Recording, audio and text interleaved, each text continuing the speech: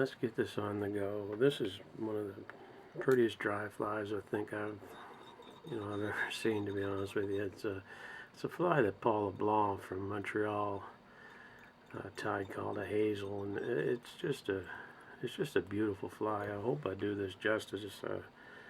Paul's a pretty famous fly tyer and someone that I've never met him, but I just everything he ties I've kind of see him in the magazine stuff and the books or whatever that that he's put flies in, and just it's fantastic tire. Anyway, I'm going to try one of these Hazels. I haven't tied one for a while, but they're such a beautiful fly. It's got gray fox there for the tail, and then it has a spun deer hair body with a hackle, brown hackle palmered up through it, and this thing floats like a cork. I mean, it's just a great dry fly. It's got so much buoyancy to it with the deer hair, with the hackle that's put onto it. It just floats like a cork, this thing. Alright, we get another clump of deer hair tied in here.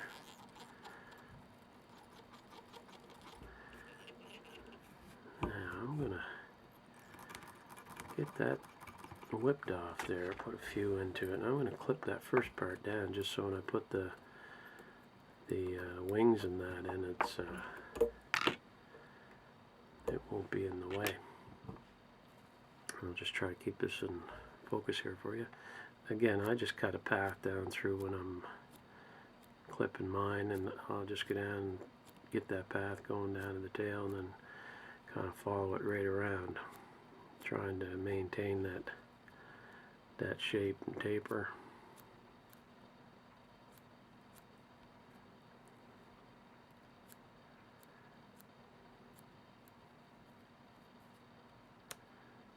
Alright.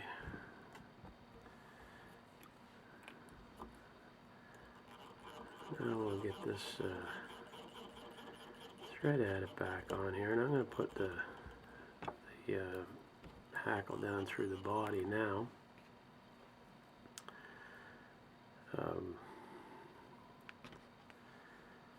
Just get that tied in and palm it down through there. And we'll get our wings, and I just run my thread down through like that. And the reason I do that is, like I mentioned in some other videos, when I bring that back up over the hackle, it just locks that hackle into place, and there's no way that it's gonna break off and unwind the hackle. So that's kind of why I do it that way.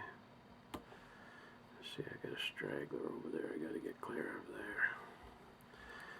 Alright, so we got our spun deer hair body, we got the hackle palmered up through the deer hair. Now we got to put in our wing, which is also gray fox. We'll get that tied in and split.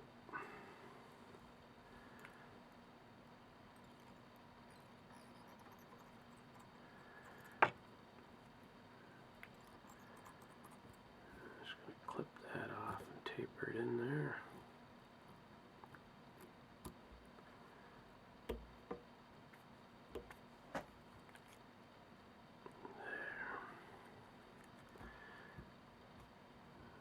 Stand that up a little and get a few winds underneath there. Then what I'm going to do is I'm just going to split the wing in half here, and this is hard to kind of show with just one camera angle, but once I get it, I'm just going to drop my thread through there and make an X to open that wing up.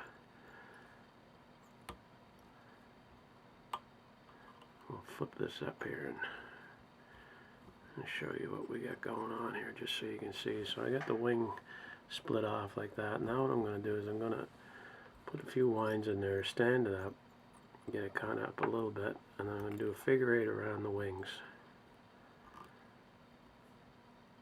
to get that wing standing up the way we want it.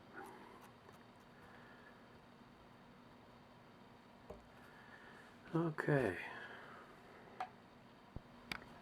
Okay, we're ready for to tie our hackles in, and this got a lot of hackle on it, and which is a good thing, because the more hackles you put in, it's going to float good, and this nice stiff hackle. And I'm using Paul, I think, used a kind of a ginger color brown in his, and I got some furnace here that I'm putting in. It just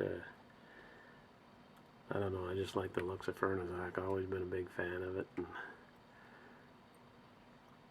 with that dark center to it. And I just tied 2 in one way and 1 in the other. I use 3 hackles and on my dry flies, and because furnace is kind of light on the one side and dark on the other, I put 2 going one way and then 1 going the other, and then it kind of just evens out that lightness and darkness. And you can use hackle pliers if you want. This hackle's kind of long enough that I don't really need the hackle pliers for it. I just love the looks of this fly. They're just so beautiful. Now we'll get our next hackle, go through, and I always try to wind the shortest one first, and then I'll go to the next.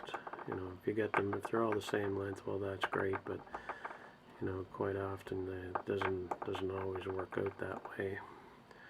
And the long one you get last, you can put it through and kind of even up the spots and fill it in a little here, a little there. Get that cut off there.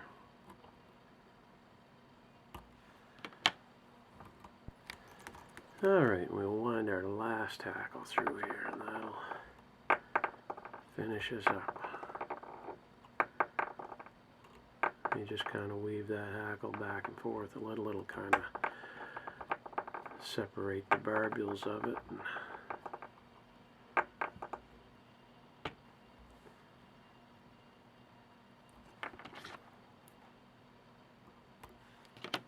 I'm just going to pull this back, try to get most of the fibers out of the way here.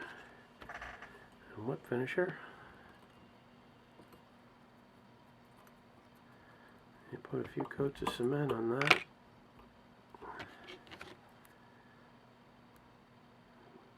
And that is your Hazel, and that thing will float like you would not believe.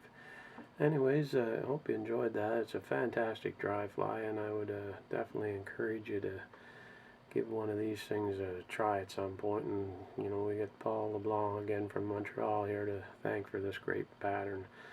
Anyways, thanks. Hope you had a great day. We'll talk to you later. Bye.